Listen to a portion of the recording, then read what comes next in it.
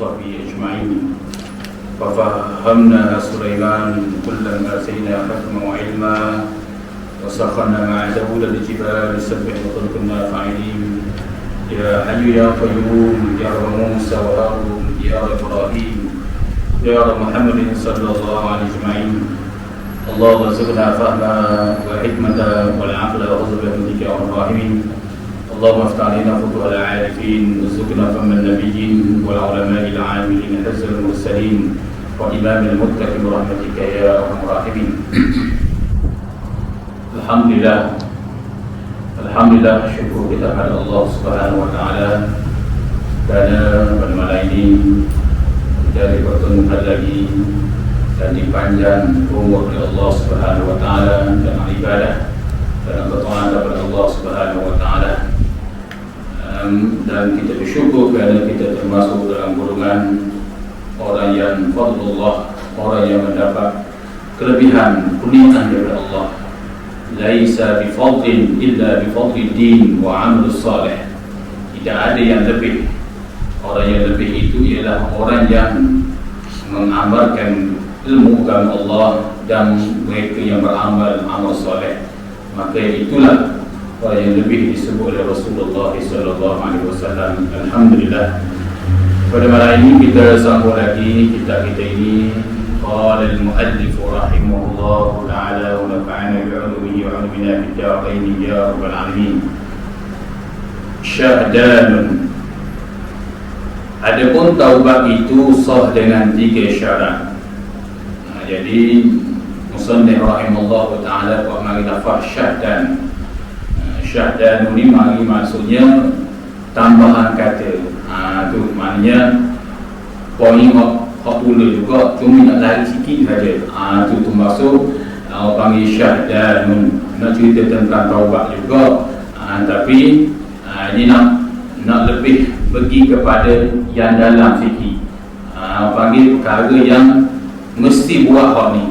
Tak buat hak ni, maka tak jadi taubat itu sendiri. Itu maksudnya bila kalau kita berjumpa dalam kitab-kitab Jahmiyah lafaz syahdan tu, itulah murad. Maksudnya syahdan ai iradati fi qalbi zihni. Kalau kita nak faham lagi maksudnya barang yang tersembunyi di dalam hati nurani musannif pengarang kitab ni. Sebab tu juga mari lafaz syahdan. Syahdan adapun taubat itu sah dengan 3 syarat. Jadi syarat taubat itu ada 3 syarat dia. Pertama, lari daripada maksiat yang telah diperbuatnya. Kedua, menyesal dia atas maksiat yang telah diperbuat dia.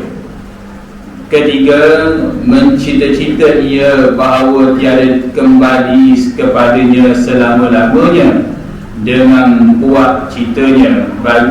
Maka jika tiada satu syarat daripada 3 syarat itu, saya jadi sah taubatnya.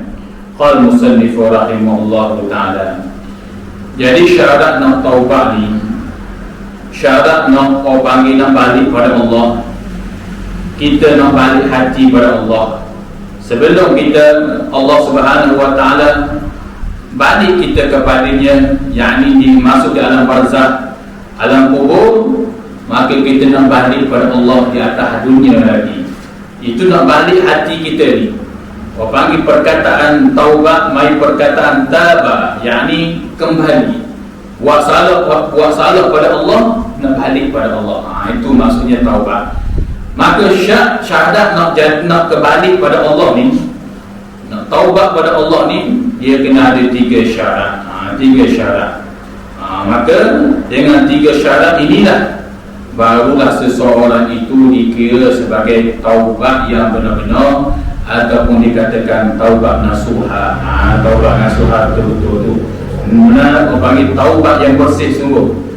Pertama, syarat taubat yang pertama, lari daripada maksiat yang diperbuatkannya. Kena lari. Maksud lari itu, jangan duduk tempat yang biasa kita buat maksiat tu. Imam Syekh Junaid Al-Barbahari rahimahullahu ta'ala menyatakan bahawasanya kesempurnaan taubat itu apabila seseorang itu berpindah daripada kejahatan kepada perkara yang aslah, perkara yang baik, perkara yang lebih baik. Maka itu tanda dia permulaan dia nak kembali pada Allah tu. Jadi kalau dia buat maksiat, dia taubat tapi duduk tempat dia dulu juga, dah lari juga, maka tak boleh. Dia nak taubat dah daripada dia bercakap bohong misalnya. Dia suka berdusta, berbohong, tapi dia berkawan dengan orang yang suka berbohong. Jadi lama-kelamaan dia akan bercakap bohong juga. Itu. Jadi syarat dia nak taubat daripada bercakap bohong tu, dia kena lari daripada orang. Orang yang suka bercakap bohong tu. Itu tanda maksiat, tanda seseorang itu dah letak syarat yang pertama, yakni syarat bertaubat seseorang itu daripada melakukan maksiat pada Allah Subhanahu wa taala. Sebab maksiat ni dia ada halawah. Halawah ni dikatakan ada kemanisan dia. Ibadah ada kemanisan dia. Kemanisan ibadah itu memerlukan kepada keimanan. Keimanan dalam hati kita ni. Kita buat amal soleh itu, buat kebaikan itu, buat ibadah itu, tu. Tak kira kebaikan, apa bentuk kebaikan kita buat, selagi Allah Subhanahu wa taala suka, Allah redha, maka dia jadi ibadah, maka perkara itu akan ada kemanisan ibadah tu. Maka begitu juga maksiat. Maksiat ni kalau kita dia itu tidak bertaubat betul-betul pada Allah, dia ada manis dia. Sebab tu ramai tu orang nak taubat buat maksiat. Buat maksiat. Orang ini begini, orang yang dia mempersendakan Allah Subhanahu wa taala. Sebab tu Allah Subhanahu wa taala menerima betul-betul taubat orang Muhajirin dan Ansar. Yang selalu kita dengar ayat Allah Subhanahu wa taala menyatakan, laqad taba Allahu 'alan nabiyyi wal muhajirin wal ansar alladhina ittaba'u fi sa'atil 'usra min ba'di ma kana yaziru qulubu fariqin minhum thumma taba 'alaihim innahu bihim raufur rahim. Sesungguhnya Allah Subhanahu wa taala menerima taubat orang Muhajirin dan Ansar kerana mereka itu mengikuti taba'u fi sa'atil usra. Mereka ikut Rasulullah ni, berjalan Rasulullah di waktu susah. Waktu susah dia ikut Rasulullah. Bila dan setelah itu ada sebahagian mereka itu nak tergelincir daripada ajaran ataupun mengikut sunnah Nabi SAW, summa taba alaihim, kemudian Allah Subhanahu wa taala mengampun dosa mereka. Itu hebat. Itulah sebab apa di saat mereka nak gelincir, tapi Allah Subhanahu wa taala mengampun dia. Sebab apa? Sebab hati mereka itu benar-benar nak kembali pada Allah. Maka begitu juga seseorang yang betul-betul nak kembali pada Allah, maka Allah Subhanahu wa taala akan selamat dia. Seperti mana dalam Al-Quran surah At-Taubah, Allah menceritakan keadaan orang Ansar dan orang Muhajirin. Itu hebat dia. Sebab mereka itu benar-benar mengikut Rasulullah, mengikut segala perintah syariat yang dibawa oleh Rasulullah SAW. Mereka ikut. Ini hebat. Ini di antaranya disebut oleh para ulama kehebatan orang yang sentiasa bertaubat kepada Allah Subhanahu wa taala. Pertama. Yang kedua, menyesal ia daripada maksiat yang diperbuatannya. Dia kena ada nadamah. Nadamah dia panggil kerana perasaan menyesal. Salah aku. Silap aku. Kena ada perasaan begitu. Buat sebesar mana maksiat pada Allah, dia ada perasaan begitu. Menyesal pada Allah. Tu.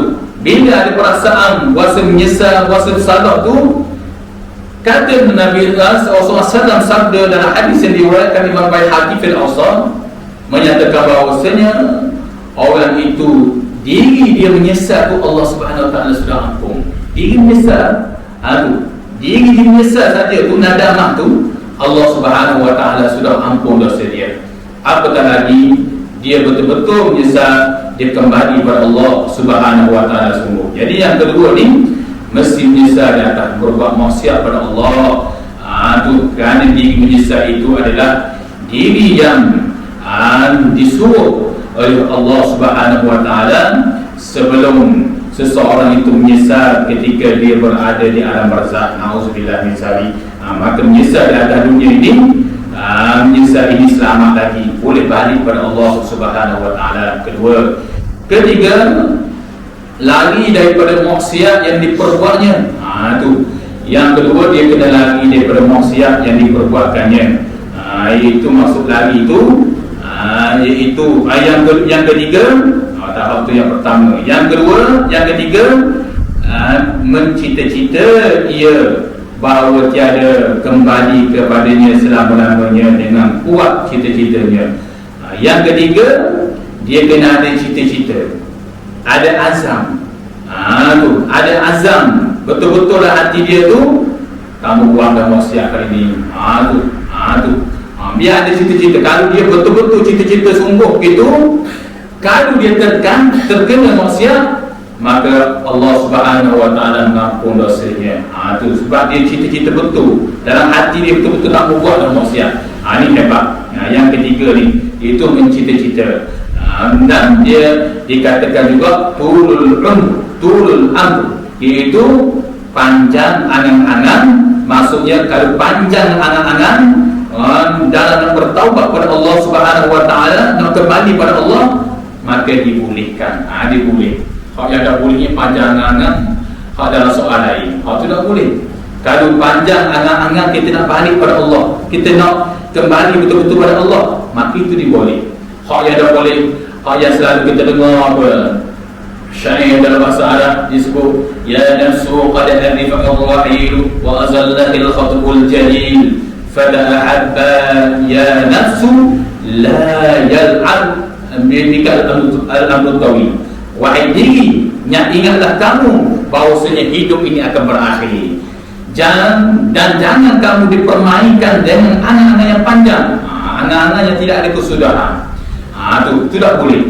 Tapi kalau angan-angan, setengah kata ulama seperti mana disebut oleh Al-Imam Syekh Qutb rahimahullah ta'ala, kalau cita-cita angan-angan itu nak kembali betul-betul pada Allah dan dia buat sungguh, maka diri cita-cita itu adalah sahih, ada rajih, adalah sangat kuat. Itu yang disebut oleh para ulama berkaitan dengan tu cita-cita. Jadi tiga syarat ni, siapa yang ada, maka barulah dia dikatakan taubat nasuha. Taubat nasuha yang selalu kita dengar sama Allah yang dalam Al-Quran, ya ayyuhalladzina amanu tubu ilallahi taubatan nasuha. Hei orang yang beriman, kembalilah, balik, bertaubatlah kamu sekalian kepada Allah dengan taubat nasuha. Nasuha al-tahirah kullah, iaitu kebersihan keseluruhan. Ini apa? Itu maksudnya taubat nasuha itu dia dah melepasi hak tiga syarat ni, dia dah buat dah tiga syarat ni, maka Allah Subhanahu wa taala hadiah kepada taubat nasuha. Maka tak cukup itu lagi, Allah nyatakan asa rabbukum an yukaffira ankum sayyi'atikum. Mudah-mudahan Allah Subhanahu wa taala mengampun segala kesalahan kamu. Wa yudkhilakum jannatin tajri min tahtiha al-anhar, dan akan dimasukkan ke dalam kamu di dalam syurga Allah yang di bawahnya mengalir sungai-sungai. Itu hebat. Itu para ulama mufassirin seperti mana Imam Al-Qurtubi, begitu juga Imam Sya'rawi, Mutawalli Sya'rawi rahimahullah ta'ala menyatakan Allah Subhanahu wa ta'ala menyatakan asa, pasti kamu akan mendapat ganjaran itu. Tak cukup itu saja, Allah buat lagi pula lafaz tajri min tahti anhar, di bawahnya mengalir sungai-sungai. Itu kerana apa? Kerana Allah Subhanahu wa taala cintanya kepada orang yang bertaubat kepada Allah, sehingga Allah menyatakan pasti suatu hari nanti mereka akan duduk di bawahnya sungai-sungai yang mengalir. Jadi di bawahnya syurga atas, bawah nampak sungai mengalir itu. seperti mana dicipta dalam kitab Kashful Ghawiyah, menceritakan bahawasanya kehebatan orang yang kembali, orang yang bertaubat kepada Allah Subhanahu wa taala. Ini yang disebut oleh musannif rahimahullah taala. Qala musannif rahimahullah taala wa nafa'ana bi 'ulumihi wa 'ilmina fid darain ya rabbal alamin. Maka jika tiada satu syarat daripada tiga syarat ini itu, nasaya tiada sah taubatnya. Jadi tak sah kata musannif kalau tidak ada tiga syarat tu. Syarat pertama, lari daripada maksiat. Yang kedua, menyesal betul-betul kepada buat maksiat kepada Allah. Yang ketiga ni, cita-cita sungguh, azam sungguh kamu kembali dengan kuat hati ni, iaitu kepada maksiat. Itu kalau tidak, itu tiada sah. Iaitu maka tiada sah satu syarat daripada tiga syarat itu. Saya jika tak ada tu tiga syarat tu, saya tiada sah taubatnya. Inilah syarat taubat yang engkau berdosa pada Allah Subhanahu wa taala, maka adalah taubat itu. Ini taubat kita dengan Allah Subhanahu wa taala. Kalau kita berdosa dengan Allah, tu kalau dosa dengan orang tak boleh lah. Dosa dengan orang kena minta ampun orang. Tu kita buat jahat pada orang, tu buat sorry orang, fitnah orang, macam-macam. Kena minta maaf orang. Tu kalau saya minta maaf kayak gini, apa pula begini-begini, tu maka kata ulama, kalau begitu, kalau menyebabkan bimbang timbul fitnah selagi semakin besar, kalau ulama seperti pandangan Imam Ar-Rafi'i rahimahullah ta'ala, seseorang itu boleh sedekah untuk si fulan yang kita buat jahat tu. Na'udzubillah min zalik. Dia buat jahat pada orang tu, dia nak balik, dia nak minta maaf, malu. Itu kita jauh gitulah, jumpa lagi. Tu misalnya kata, tu fitnah kalau sangat fitnah gini-gini, jumpa mana-mana, kedai ke mana-mana, jumpa lagi misalnya kata. Maka kalau dia rasa begitu, jumpa nak malu, nak minta maaf, maka dia boleh bersedekah kepada orang yang dibuat zalim. Dia minta ampun, mencoba supaya Allah Subhanahu wa taala mengalihkan pahala kepada orang itu. Tu sedekah. Ada segala kampung surau ke masjid, kira-kira perbuatan kebaikan dia buat tu, dia niat kepada orang yang dibuat zalim itu. Tu. Tetapi yang lebih afdal kata ulama, dia kena minta maaf dulu. Kerana ada pandangan seperti mana Imam Syafi'i qaulul jadi, ketika Imam Syafi'i keluar fatwa di Kairah, menyatakan bi'afdal dia minta maaf dengan orang dia buat zalim, buat jahat orang tu, dia kena minta maaf. Tu walaupun kata setengah Imam Syafi'i menyatakan kerana malu di atas dunia hanya sekejap saja. Malu kesilapan itu sekejap saja, kita rasa malu minta maaf dengan dia, maka itu lebih afdal kamu minta maaf. Tapi kalau kamu nak buat seperti perkara yang disebut oleh Imam Syafi'i, yang seperti itu, maka hendaklah kamu buat hal tadi itu. Antaranya disebut oleh Imam Syafi'i rahimahullah taala. Qala musannif rahimahullah taala, waktu bahaya dosa dengan manusia ni bahaya. Waktu dah Sayyidina Ali kalamullah wajah selalu berpesan, khalidun nas munakharatan bimutum ma'ana baqa'alaikum hin hishdun hannu ilaikum. Tu ketika Imam Syafi'i ini, Imam Sayyidina Ali banyak berulang perkataan ini. Ketika orang tanya tentang pergaulan dengan manusia, dia jawab ini juga. Ketika berhubungan dengan manusia pun, Imam Sayyidina Ali jawab ini juga. Imam Sayyidina Ali menyatakan khalidun nas, bergaullah kamu dengan manusia secara baik. In buntum ma'aha, jika kamu mati, bakau alaikum, mereka kasih pada kamu, mereka akan menangis untukmu. Menangis maksudnya dia kirim Fatihah pada kita, dia sedekah pada kita, pahala-pahala hal dia buat tu. Bakau alaikum, mereka akan menangis.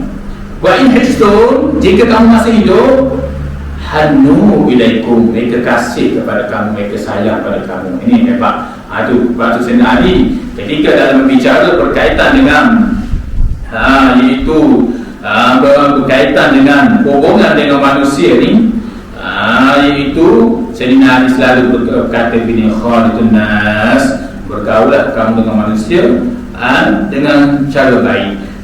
Tu immutum ma'a, jika kamu mati bakal alaikum, wa in hishtum, jika kamu masih hidup, hannu ilaikum, mereka akan kasih kepada kamu. Itu di antaranya disebut oleh Sayyidina Ali karramallahu wajhah. Qala musannifu rahimahullahu ta'ala nafa'ana bi'ulumihi wa 'ulumina fid darain ya rabbal alamin.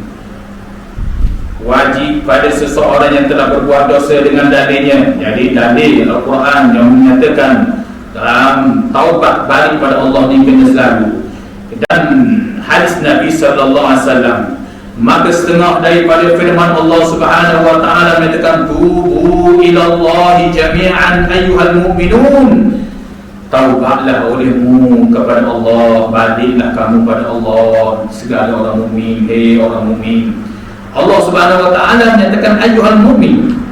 Sebab apa?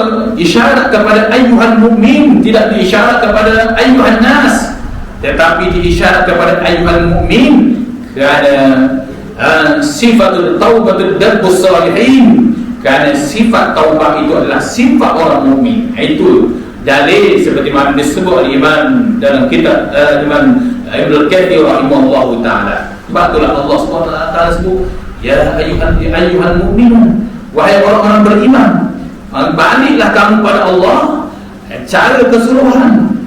Bila kamu balik pada Allah tu untuk siapa? Ayyuhal mu'min, wahai orang-orang beriman. Itu di antaranya kelebihan orang yang sentiasa bertaubat pada Allah Subhanahu wa taala. Kalau saya tengok dalam kitab Al-Baqarah al-Awliya,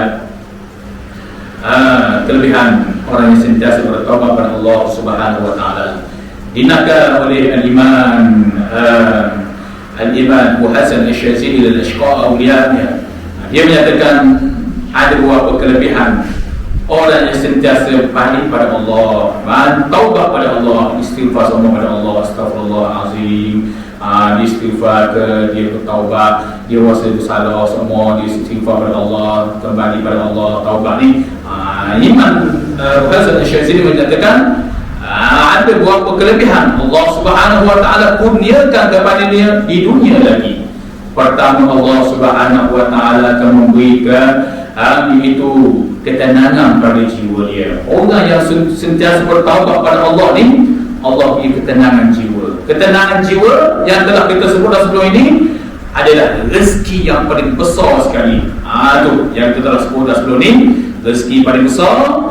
Ibn Mushtawali Sya'rawi sebut 5. Pertama, rezeki paling besar ialah ketenangan jiwa. Kedua, baik dengan ibu bapa. Ketiga, baik dengan adik-beradik. Keempat, itu baik dengan jiran tetangga.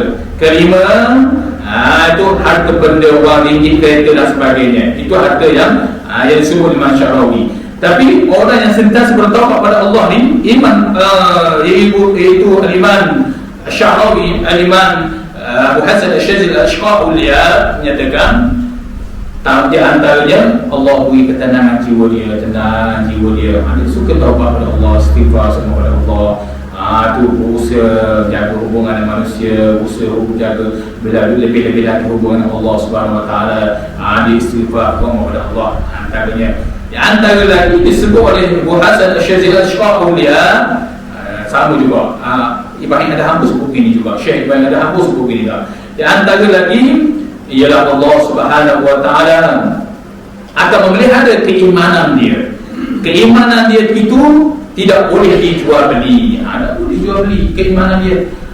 Maknanya iman Allah taala pelihara keimanan dia tu. Iman manusia ni, iman kita semua ni, tak kira siapa saja, dia ada yazi, ada yang kus, ada yazi, yang kus. Yazi tambah kadang-kadang, yang kus kurang kadang-kadang. Tu iman naik turun. Kadang-kadang kita rajin buat ibadah, buat kebaikan itu, iman kita naik itu. Tu orang semalam buat ibadah, buat juga tapi malah, itu kurang keimanan kita. Tapi orang yang sentiasa bertaubat pada Allah ni, Allah Subhanahu wa taala akan memelihara keimanan dia. Tu hak paling besar sekali. Kalau dia sentiasa bertaubat pada Allah, dia akan mendapat karamatul iman. Itu karamah iman. Karamah iman ni iaitu karamah iman Allah Ta'ala beri kepada wali-wali, kekasih-kekasih Allah hebat. Sebab itulah kita dah lihat, tengok orang terlupa di atas langit, kita tengok orang tu lagi jalan air, oh hebat dia ni. Abu Yazid Al-Bustami katakan, jangan kamu tertipu dengan mereka itu. Kamu kena lihat syariat dia. Syariat dia betul tak? Syariat dia tu ikut syariat Allah atau tidak ni? Kalau ikut betul syariat Allah, apa yang berjalan atas air itu berterbangan tu, boleh jadilah betul. Tapi kalau ummah yang paling besar keimanan Allah Taala pelihara ialah karamah iman, Allah jaga keimanan ni sampai mati. Itu hebat tu. Tu keimanan. Itu antaranya. Antara yang kata Abu Hasan Asy'ari, orang yang sentiasa bertaubat kepada Allah Subhanahu wa taala, Allah Subhanahu wa taala akan memperluaskan segala bentuk rezeki dia. Allah Subhanahu wa taala akan memperluaskan segala bentuk rezeki dia. Khalifah tadi tu Allah taala akan memperluaskan rezeki dia tu. Itu dia antaranya. Antara lagi disebut oleh Abu Hasan Asy'ari rahimahullah taala, Allah iaitu yanzuru minnas lihasi, iaitu Allah Subhanahu wa taala memberi manusia itu pandang itu suka. Manusia tengok dia ataupun dia jadi bohongan ke apa ke, dia jadi apa ke, orang tengok dia tu suka, tenang tengok dia. Udah masa serabut tengok dia. Tu hebat.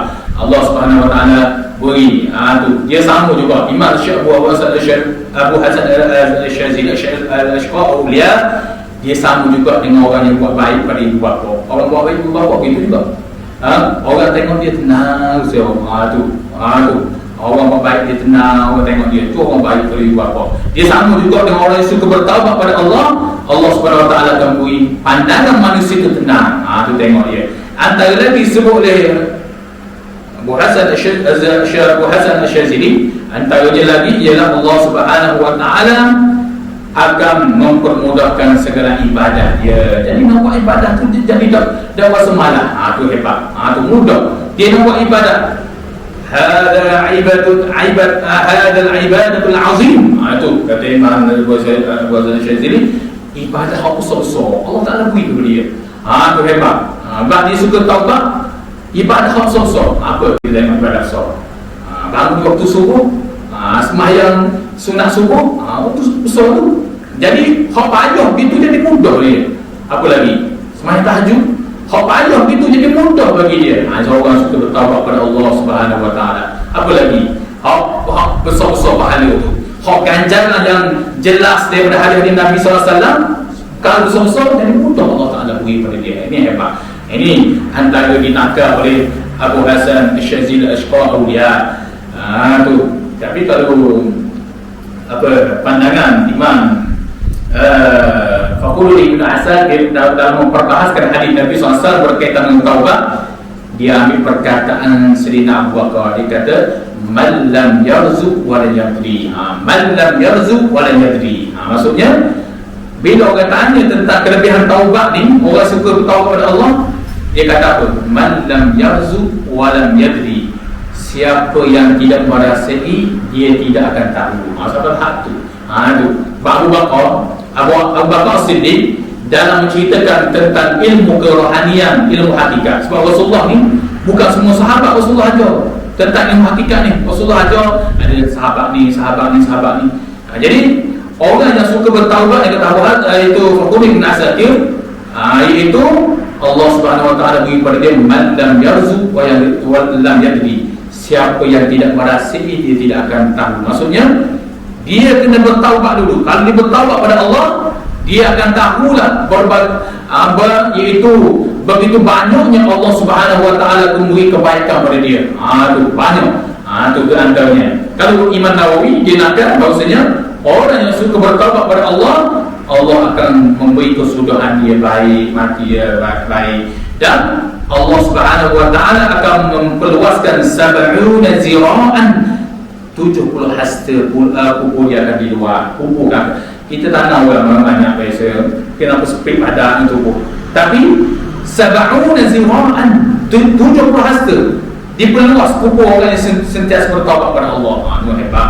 Batulah saya memperingatkan diri untuk diri saya juga, begitu juga jemaah dikasih semua. Ini hebatnya ganjaran-ganjaran orang sentiasa bertaubat kepada Allah Subhanahu wa taala. Sebab Allah Subhanahu wa taala tahu manusia ni tak sunyi daripada melakukan kesalahan, kelemahan dan lagi. Kullu bani adam khata' wa khairul khata' tawwabun. Setiap anak adam ini ada kesalahan, ada kelemahan dia, dan tetapi sebaik-baik kesalahan itu ialah orang bertaubat kepada Allah Subhanahu wa taala. Jadi sebab itulah Allah Subhanahu wa taala menyatakan ayat ini, iaitu tubu wa tubu ila Allah jami'an ayyuhal mu'minun.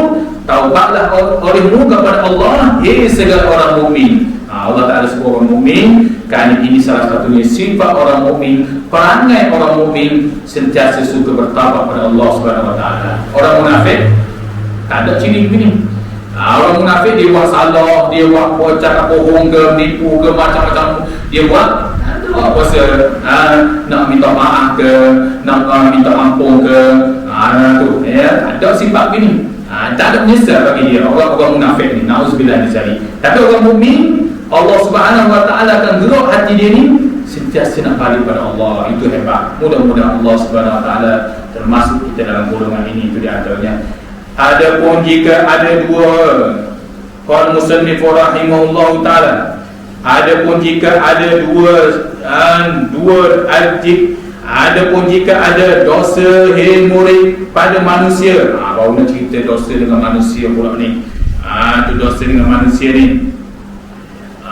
Adapun jika ada dosamu murid pada manusia, maka tambah olehmu akan syarat yang keempat. Ada syarat yang keempat bila dosa dengan manusia ni, supaya sah taubat. Maka jika tiada engkau tambah syarat yang keempat, nescaya tiada sah taubatmu.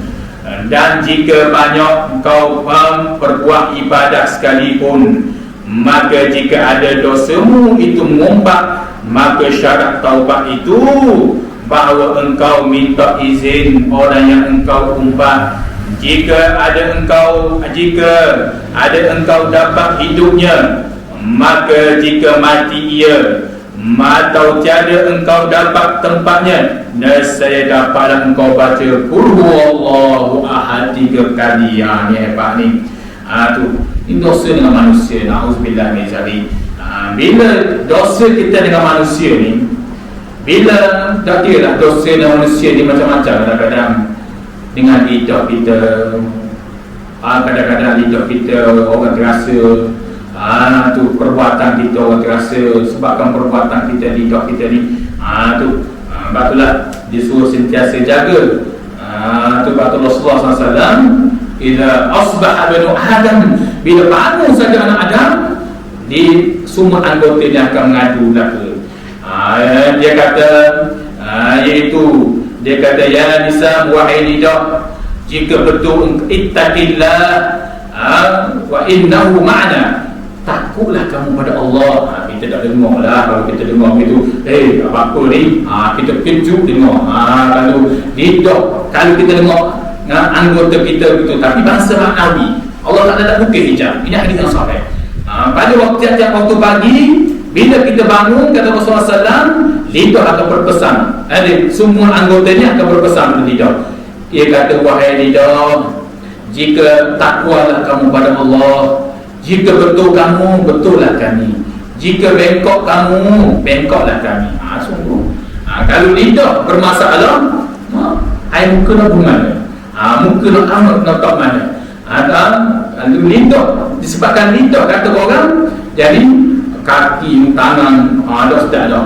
Dia dah sedap. Jadi mangsa kepada lidah ni. Sebab lidah yang kata ni. Jadi sebab itulah para ulama memang menjaga sangat berkaitan dengan lidah ini. Ada pun jika ada dosa murid ni, seperti mana kita telah sebut dah, murid ni ialah orang yang berjalan agak ke hati qolotillah, bukan murid sekolah, murid you ke apa ke, bukan. Ini bukan murid dalam kitab ni. Maksudnya orang-orang yang sentiasa nak mencari redha Allah, mengharap redha Allah ni. Apa yang perlu dia buat? Maka tambah olehmu, jika ada dosa kamu dengan manusia ni, syarat yang keempat, iaitu supaya sah taubatmu. Supaya sah taubat kena tambah 4. Kalau tadi 3, hak 3 tu tak ada kaitan dengan manusia. Tu bila dosa kamu dengan manusia ni, maka jika engkau tambah syarat yang keempat itu, nescaya tiada sah taubatmu, tak sah taubat kita. Dan jika banyak engkau perbuat ibadah sekalipun, bahaya na'udzubillah min. Walaupun banyak kita buat ibadah sekalipun, siang malam gini, tapi dosa dan manusia selamba je, buat jahat pada orang selamba je, dia rasa salah langsung. Ni na'udzubillah min. Sebab itulah sentiasa minta perlindungan Allah SWT semua daripada dosa iaitu dengan manusia ni. Sebab dia kata, jika engkau berbuat ibadah banyak sekalipun, walaupun banyak buat ibadah sekalipun, maka jika ada dosamu itu mumpat, dia mari contohnya dosa mumpat, maka syarat taubatnya itu engkau minta izin orang yang engkau umpat itu. Minta izin maksudnya minta maaf. Minta maaf lah, saya mumpat Allah kemarin, saya ada mumpat Allah sebab gini. Tu dah antaranya. Maknanya kita kabur dia. Tu saya mari dulu saya kata awak ni, awak ni begini cerita. Tapi paling pada hak tadi lah. Maksudnya kalau kita tengok keadaan dulu. Kalau kita orang ni memang ada boleh, dia pandang barang. Jadi pandang barang, kalau kita minta maaf, kita minta maaf dengan dia, kata mari saya mumpak awak juga, saya kata awak gini. Saya mumpak dengan sabu. Saya sama, ada seorang ni saya mumpak dengan sabu. Pak sabu pun jika betul juga, tu saya mumpak dengan dia. Saya mumpak awak. Tu maka kalau kita tahu dah jenis orang kita kabur ni ini bermasalah, maksudnya dia pandang barang, menyebabkan semakin membara, perbalaan semakin besar, maka tidak disunat kita kabur gitu. Tu kita tujuan kabur, kita nak minta maaf supaya dia ampun kita. Dia minta maaf dia tu ni, dia kata aku tak tahu, jahat sangat kamu kalau begitu mumpak aku, bisa kata dia kata begitu, maka tidak saja kita kabur dia. Kita boleh buat perkara yang lain, iaitu seperti mana baca qul Allah ke, ataupun kita iaitu kita sedekah pada dia ke, itu dia antaranya. Tapi kalau kita boleh minta maaf dengan dia, kita tahu keadaan dia begitu, itu lebih afdal kita minta maaf dengan dia. Kalau kita mengumpat dia, itu misal bagi kita mengumpat. Qala musannif rahimahullahu ta'ala, jika ada engkau dapat hidup, bila tu kita minta maaf. Jika orang kita buat jahat ni, orang kita mengumpat ke, orang kita buat jahat ni hidup lagi, tak mati lagi, ada lagi, maka jika mati ia, kalau dia mati macam mana pula? Mati dah, dan kita nak minta maaf dia, kita banyak buat jahat dia, kita banyak fitnah dia macam-macam, kita kata dia begini. Tu macam mana tu? Maka jika mati ia, atau tiada engkau dapat tempatnya, cari dan jumpa. Cari dia nak minta maaf dan jumpa dia, tak pindah mana dah tahu, dia tak tahu itu mati, dia tak tahu.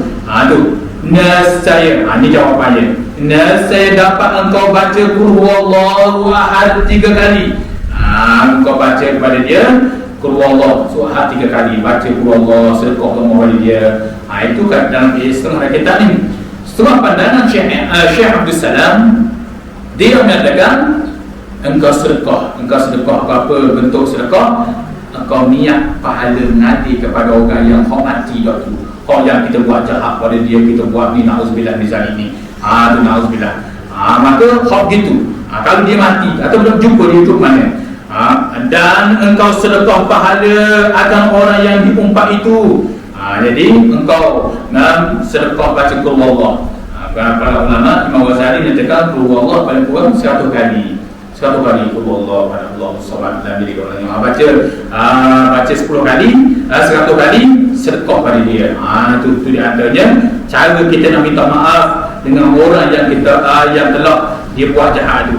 Dan jika ada dosamu itu mencuri harta orang, ni bentuk curi harta orang pula ni, atau engkau rampas akan dia, rampas, curi, wapok ni, atau engkau tipu akan dia, tipu ni pada sukatan, pada timbangan dan lain daripadanya, maka syarat sah taubat itu baru engkau kembalikan akan harta kepadanya. Jadi kalau dia jual misalnya timbang tak cukup, tu kalau timbang mustashqa tu macam timbangan beras, garam, gula tu mustashqa. Kita dah tahu, kita timbang nak ukuran harga sekian-sekian, tapi nak kira sebutir-sebutir itu dah tahu. Itu dari masalah. Waktu mutashkak ni timbangan tu lagi. Tu ni kadang-kadang dia baca kitab ni, dia kata boleh kena kira bahaya ni, tak boleh kurang sikit, walaupun sebutir pun tak boleh. Tu dah kira begitu. Hak dia kira tu ukuran, hak kita timbang dapat jawapan tu hak tu lah.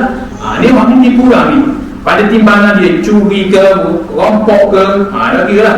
Apa buat perbuatan dia ni pada orang ni, hendaklah syarat dia dikembali pada orang. Kena balik semula atau mula pada orang.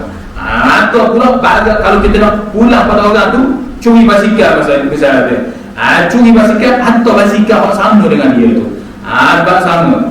Dan boleh temu dengan dia, tanya dia nak basikal ke, nak duit ke apa ke. Kalau dia kata nak duit, bagi duit pada dia. Itu di antaranya. Itu semua daripada syarat bila mencuri barang orang ni.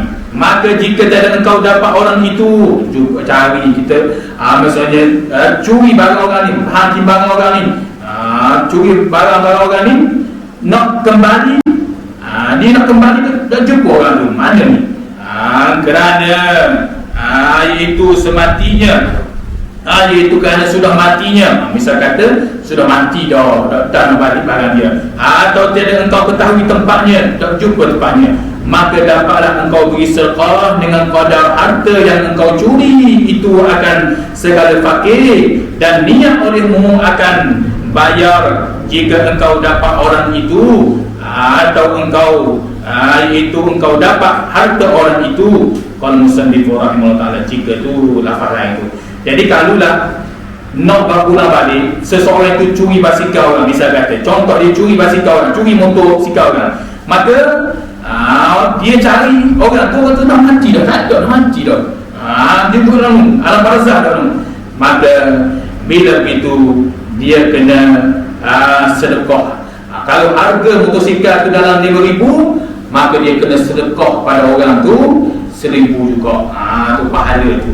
Tu pahala tu kepada orang yang dia tu lebih afdal. Itu kalau tu. Dan tak boleh ke bagi ke wali-wali dia ke? Maka dekat orang kata boleh, tetapi lebih afdal pahala tu, hak curi tu bagi kepada pahala kepada tu. Sebab bimbang kalau beri ke waris dia, takut waris dia dah guna hak yang harta benda orang tu dah kembali kepada hak si mati tu. Bimbang takut dah kembali. Kalau kita bagi, kita tahu waris dia ada masih hidup, anak dia masih hidup lagi, kita pun seorang tu pernah curi motosikal, maka dia pergi rumah kata, dia kata dulu saya curi motosikal ya Allah. Tu jadi saya ni nak balik semula, nak kembali membahas harga ni, saya taubat dah, isah semua dah. Tu maka kena tengok, ataupun boleh beri wasiat kepada orang yang dia curi tu, kepada anak orang tu, kena bagi tahu kata dulu tapi hartanya buatlah jariah untuk dia. Tu bimbang takut bimbang takut orang tu tak guna hajat tu, sebab hajat ayah dia mati tu. Kalau orang jenis anak dia baik, tu tak masalah, tu kita bagi dia mari berani dia buat jariah ke, buat pahala-pahala yang lain tu. Di antaranya itu disebut oleh musannif rahimahullah ta'ala, jika engkau dapat orang itu atau engkau dapat harta orang itu, jika ada orang ada dosamu itu iaitu melakoni orang, atau engkau bunuh orang, atau mati syarat sah taubat itu bahawa engkau minta izin akan dia kepada orang itu atau kepada hartanya. Ini ada perbahasan yang lain pula. Kita berhenti di sini, jika engkau dapat orang itu. Itu disebut tidur kasar ini. InsyaAllah kita akan sambung balik. Mudah-mudahan Allah Subhanahu Wa Taala sentiasa panjang umur kita dengan ibadah dan taat kepada Allah Subhanahu Wa Taala. Mudah-mudahan menjadi ilmu kita pada malam ini menjadi amal soleh yang sangat dicintai oleh Allah Subhanahu Wa Taala. Wallahu a'lam. Auzubillahi Bismillahirrahmanirrahim. Ya Rabbana lakal hamdu kama la mulika illa laka azza sultanik. Allahumma salli ala sayyidina Muhammad wa ala ali Muhammad. Allahumma zayyinna bi zinatil iman waj'alna hudatan muhtadin. Rabbana atina fid dunya hasanah wa fil akhirati hasanah wa qina adzabannar. Wa sallallahu ala sayyidina Muhammad wa ala alihi wa sallam. Walhamdulillahi rabbil alamin. Assalamualaikum warahmatullahi wabarakatuh.